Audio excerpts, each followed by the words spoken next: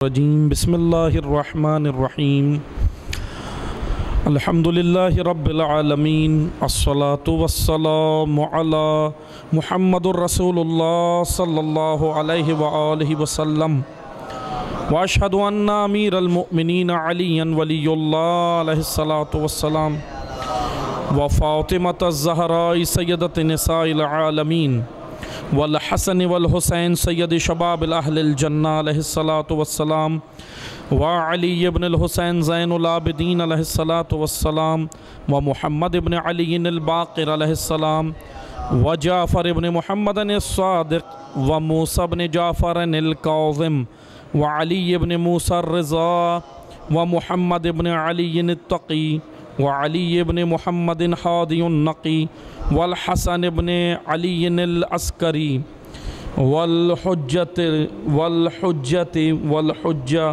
القائم المنتظر المہدی اللہم کل ولیک الحجة ابن الحسن صلواتک علیہ وعلا آبائہ فی هذه الساعة وفی کل الساعة ولیا وحافظا وقائدا وناصرا ودلیلا وعینا حتی تسکنہ ارضک طوعا وتمتعہ فیہا طویلا اما بعد بندگان خدا، آپ سب کو اور اپنے نفس کو میں تقوی الہی کی جانب دعوت دیتا ہوں، تقوی الہی کی جانب وصیت کرتا ہوں، اور تقوی الہی ہماری زندگیوں کی ہماری نجات، انسان کی نجات اللہ کے قانون کے اندر ہے، اور اللہ کا قانون تقوی الہی ہے۔ خطبہ دوم میں، اور جیسا کہ میں کئی بار یہاں پہ آپ کی خدمت میں حضرت امام علی رضا علیہ السلام کی اللہم صلی علی محمد وعلی محمد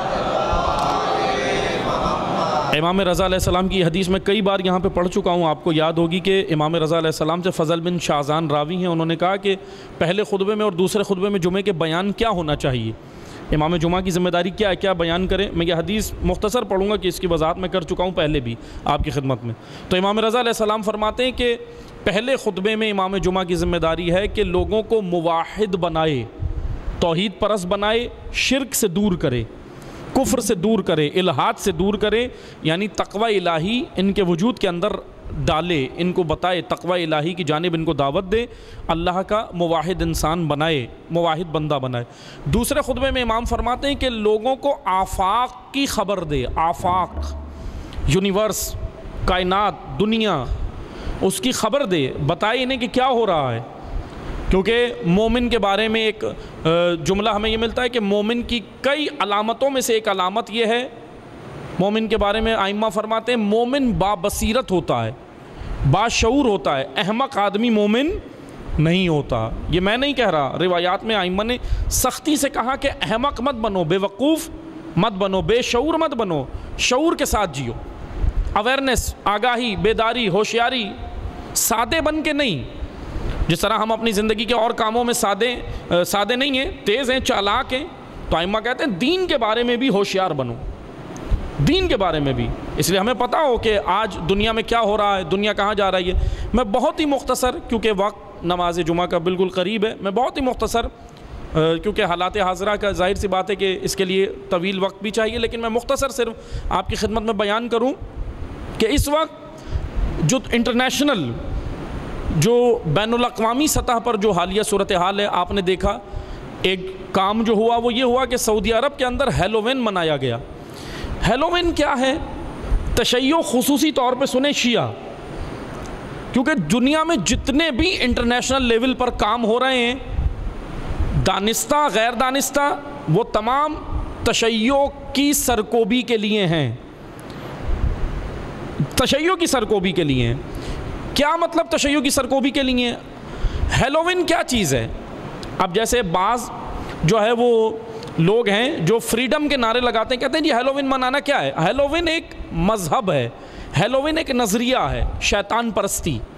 اب بہرحال میں نے جیسا کہا کہ ابھی اتنا وقت نہیں ہے کہ میں آپ کو پوری اس کی ڈیٹیل بتاؤں کہ یہ ہیلووین کے پیچھے کون لوگ ہیں، پھر ان کے پیچھے یہ نظریہ کیسے بنا ہے۔ بس اتنا سن لیں، میں جامع طور پہ مختصر کر کے پیش کر رہا ہوں کہ یہ نظریہ دجالیت ہے، دجالیت، اور دجالیت آپ کو اچھی طرح معلوم ہے نظریہ مہدویت کے خلاف ہے۔ نظریہ مہدویت یعنی اللہ کا دین اللہ کی زمین پر، جو امام آ کر قائم کریں گے. تشیع کے ہمارا عقیدہ ہے نا، اور قرآن کا بھی وعدہ ہے کہ وعد اللہ الذین آمنوا، اللہ کا وعدہ ہے کہ خدا وہ بھیجے گا جو اللہ نے رکھا ہے. بقیت اللہ، خدا وہ انشاءاللہ ضرور بھیجے گا. وہ آ کے کریں گے کیا؟ معذرت کے ساتھ ہم اتنا مست ہو گئے اپنی زندگی میں کہ ہمیں پاس 5 منٹ بھی نہیں ہے امام زمانہ کے لیے. لیکن آپ دیکھیں دشمن نے کیسے ریسرچ کی ہے، تحقیق کی ہے، روز بروز دشمن کا کوئی دن، دشمن سے مراد امام مہدی کے دشمن، نظریہ مہدویت کے دشمن، تشیع، مکتب تشیع کے دشمن، کوئی دن، کوئی لحظہ، کوئی سیکنڈ، کوئی پل ان کا ہمارے خلاف پلاننگ سے خالی نہیں جاتا. وہ پلاننگیں کر رہے ہیں. اس میں سے ایک یہ پلاننگ ہے کہ ہیلووین یعنی نظریہ دجالیت کو فروغ دینا اسلامی زمینوں پر. اسلامی زمینوں پر، اسلامی زمینوں پر اس لیے دینا ہے تاکہ لوگ مہدویت سے دور ہوں، مہدویت سے دور ہوں اور پہچان جائیں کہ دنیا کی سب سے بڑی طاقت دجال ہے. دجالیت ایک نظریہ ہے، سوچ ہے، آئیڈیالوجی ہے، تفکر ہے، راہ ہے. اور مہدویت بھی اسی طرح ایک راہ ہے. مہدویت یعنی میں اگر 2 جملوں میں کہوں، 1.25 لاکھ انبیاء، کربلا میں امام حسین کی محنتیں اور 11 ائمہ کی صعوبتیں اور محنتوں کے بعد جو نظریہ اسلام کو، جو نظریہ عالم انسانیت کو نجات دینے کے لیے 1.25 لاکھ انبیاء نے، امام حسین نے کربلا میں، اور 11 ائمہ نے ہمارے صعوبتیں اٹھا کے جس نظریے کو بچایا ہے وہ نظریہ مہدویت ہے. اور یہی وہ نظریہ ہے جو تمام انسانوں کو نجات دے گا. آئیں بس 2 جملے سن لیں، 2 جملے سن لیں. یہ تو ایک سعودیہ کے اندر یہ کام ہوا. 16 اکتوبر کو گزر گئی ہے، 16 اکتوبر، لیکن یہ ایک خبر تھی بی بی سی کی. بی بی سی نے باقاعدہ ایک رپورٹ شائع کی تھی، کیونکہ 16 اکتوبر دنیا کے اندر ورلڈ فوڈ ڈے منایا جاتا ہے عالمی سطح پر. دنیا میں کھانے کا عالمی دن، کھانے کا عالمی دن. 16 اکتوبر کو بی بی سی نے ایک رپورٹ شائع کی. بی بی سی کی ویب سائٹ پہ موجود ہے، آپ لوگ دیکھ سکتے ہیں جا کے، اردو میں بھی موجود ہے یہ رپورٹ. اس میں بی بی سی نے کہا کہ دنیا میں اس وقت، یعنی دنیا کے کھانے کے عالمی دن میں، بی بی سی نے 16 اکتوبر کو رپورٹ شائع کی اور کہا کہ دنیا میں اس وقت 82 کروڑ افراد روزانہ کی بنیاد پر بھوکے سوتے ہیں. 82 کروڑ افراد ڈیلی بیسس پر روزانہ بھوکے سوتے ہیں، اور 34 کروڑ افراد دنیا میں روزانہ غذائی قلت کا سامنا کر رہے ہیں، روزانہ کی بنیاد پر. یہ ایک رپورٹ شائع کی. اور توجہ سے سنیے گا، قدر کریں اللہ کی نعمتوں کی، قدر کریں اللہ کی نعمتوں کی، اسراف نہیں کریں. اسراف یعنی ضائع کرنا، اسراف یعنی ضائع کر دینا. اب اسراف ایک معنی تو اسراف کا ہے ضائع کرنا، لیکن ایک اسراف کے جب ہم دقیق معنی دیتے ہیں، خدا قرآن میں کہہ رہا ہے کہ میں اسراف کرنے والوں کو پسند نہیں کرتا. خدا بالکل پسند نہیں کرتا اسراف کرنے والوں کو. اسراف یعنی ضرورت سے زیادہ چیز لے لینا. مثال کے طور پہ اگر ہم کھانا بھی پلیٹ میں اتارتے ہیں، سالن بھی پلیٹ میں اتاریں، معذرت کے ساتھ بعض ہوتی ہے نا، حوث ہوتی ہے کہ کہیں ختم نہ ہو جائے، اور پھر ضرورت سے زیادہ لے لیتے ہیں، جتنا ہمارے وجود میں نہیں جانا اس سے زیادہ بھرتے ہیں، اور پھر اس کو آدھے سے زیادہ ضائع ہوتا ہے. اسراف ہے. ضرورت سے زیادہ گلاس میں پانی لینا بھی اسراف ہے. پانی کتنا مجھے معلوم ہے کہ میں ابھی آدھا گلاس پی سکتا ہوں یا پورا گلاس پی سکتا ہوں، تو مجھے گلاس میں اتنا ہی پانی لینا ہے، کولر سے اتنا ہی نکالنا ہے، اگرچہ فری میں بھی آ رہا ہو پانی. یہ نہیں سوچا کریں فری کا ہے تو استعمال کرو، اسراف ہے. بجلی کتنی استعمال کرنی ہے، گھر ہو، مسجد ہو، امام بارگاہ ہو، یا کوئی بھی ادارہ ہو. اب جیسے ہم کہتے ہیں نا جی بل نہیں آئے گا، کنڈا لگا ہوا ہے، اب جتنی استعمال کرو. اسراف ہے. اتنی استعمال کریں جتنی ضرورت ہے. ہر چیز خدا کہہ رہا ہے میں اسراف کرنے والوں کو پسند نہیں کرتا. الل اعلان قرآن کہہ رہا ہے. اب آئیں توجہ سے سنیں، ہمیں اللہ نے کتنی نعمتیں دی ہیں، ہزاروں نعمتیں، شمار ہی نہیں کر سکتے، لاکھوں کروڑوں نعمتیں. بی بی سی نے رپورٹ شائع کی اور کہا 82 کروڑ افراد دنیا میں بھوکے سوتے ہیں روز. اور سنیں گے پڑوسی ملک ہے ہمارا بھارت، انڈیا، اس کا شہر ہے چنائے کے قریب میں ایک قصبہ. وہاں کی عورت سے انٹرویو لیا بی بی سی نے. اس عورت نے یہ بتایا کہ ہمارے پاس کھانے کو کچھ نہیں ہے، ہمارے پورے دیہات میں جتنے بھی گھر تھے زیادہ نہیں تھے، تقریباً 30-40 گھر تھے اس دیہات کے اندر، کہہ رہی ہیں ہم لوگ، اس عورت کا یہ انٹرویو 16 اکتوبر کو شائع ہوا. اب توجہ سنیں، اس نے کہا کہ اس عورت نے یہ کہا کہ ہمارے دیہات میں جتنے بھی گھر ہیں ہمارے پاس کھانے پینے کو کچھ نہیں ہے، کیا کھا کے گزارا کرتے ہیں؟ جب BBC والوں نے پوچھا کیا کھاتے ہیں تو اس عورت نے کہا ہم لوگ چوہے کھا کر گزارا کرتے ہیں، زندہ رہنے کے لیے چوہے کھاتے ہیں. اور اس عورت نے اور مزید کہا کہ چوہے ہی نہیں، چوہے جو مال کہیں سے کوئی چیز جمع کر کے لاتے نا، یہ جانور ہوتا ہے، یہ جمع کرتا ہے اور بل میں اپنے رکھ لیتا ہے. کہا کہ بعض اوقات تو بچے بھوک سے وہ بھی اٹھا کے کھا لیتے ہیں چوہے کی جمع کی ہوئی چیزیں. اتنی قلت ہے. برازیل کے شہر میں، برازیل ملک، برازیل US کے قریب ہے، امریکہ کے قریب ایک ملک ہے برازیل. برازیل کی رپورٹ لی BBC نے اور کہا کہ برازیل کے اندر ایک شہر ہے جہاں پر لوگ جو چکن ہے، مرغی ہے، مرغی کی جو کھال ہوتی ہے اس تک کو اٹھا کے لے جا کے پکا کے کھاتے ہیں. یعنی کھانے کو کچھ بھی نہیں ہے. بہت ساری ایسی جگہیں ہیں. بس آپ توجہ سے سنیں، میں یہ اس وجہ سے آپ کو یہ بتا رہا ہوں کہ ہم سب سے پہلے تو اللہ کا شکر ادا کریں، قدر کریں. کتنی نعمتیں ہمارے پاس، کتنی نعمتیں. ہم سے بدتر حالت میں ممالک ہیں، بہت سارے ایسی جگہیں ہیں، ایسے قصبے ہیں، بہت حالات خراب ہیں. لیکن کرنا کیا ہے عوام کے اندر؟ یہی تو انسانی قدر ہے. دوسرے کا احساس انسانی قدر ہے. کربلا میں حسین ابن علی نے کیا زندہ کیا؟ احساس. کیا زندہ کیا امام حسین نے؟ احساس، قدر. انسان زندہ کیا ہے حسین ابن علی نے. BBC نے جب یہ رپورٹ شائع کر دی تو اب آپ مجھے بتائیں، دنیا میں اس وقت دو بڑے معاشی نظام ہیں، اکنامکس کے دو بڑے نظام ہیں. ایک طرف ہے کیپٹلزم، ایک طرف ہے سوشلزم. یہ دو نظام ہیں. ایک ایڈم اسمتھ نے بنایا، ایک کارل مارکس نے بنایا. لیکن قائل ہو گیا امریکہ بھی اس بات کے، امریکہ کے ماہرین قائل ہو گئے، رشیا کے ماہرین بھی قائل ہو گئے، اور تمام دنیا اس وقت قائل ہو گئی کہ یہ دو بڑے بڑے نظام دنیا کے مل کر غربت کا خاتمہ نہیں کر سکتے. نہ کیا ہے ابھی تک. کتنے سالوں سے یہ نافذ ہیں دو اکنامکس کے بڑے نظام؟ 300 سال سے، 350 سال، 400 سال سے یہ نظام دنیا پہ حکومت کر رہے ہیں، دو بڑے نظام.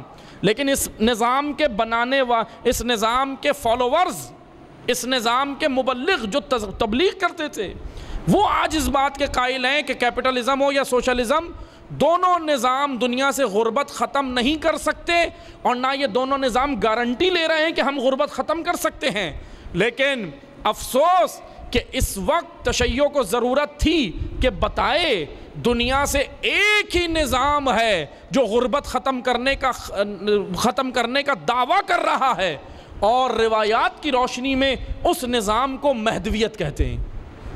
مہدویت یعنی امام جب آئیں گے اپنی حکومت قائم کریں گے تو امام کی حکومت ہی وہ گارنٹی لیتی ہے کہ ہم دنیا سے غربت کا خاتمہ کریں گے.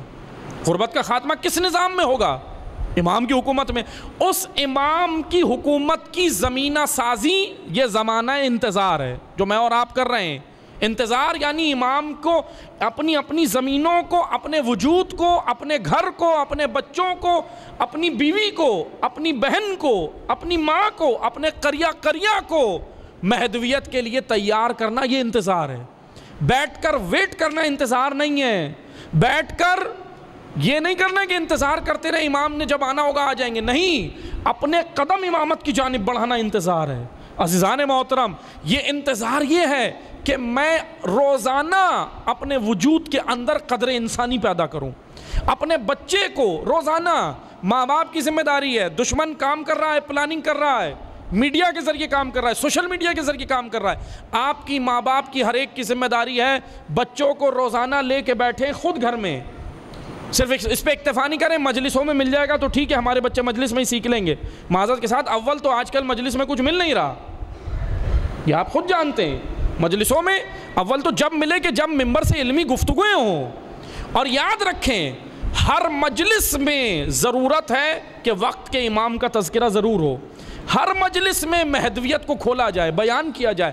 آپ پڑھنے والوں سے بھی تقاضا کریں، پڑھنے والا جو بھی ممبر پہ آئے بولے ہمیں حالات حاضرہ کے تناظر میں مہدویت بھی بتاؤ. کیا ہو رہا ہے، دنیا کیا کر رہی ہے، اور ہمیں امامت کے لیے کیا کرنا ہے، ہمیں امام مہدی کے لیے کیا کرنا ہے۔ امام مہدی میرے منتظر ہیں، میں ان کا منتظر ہوں، وہ میرے منتظر ہیں کہ میں کب اٹھتا ہوں۔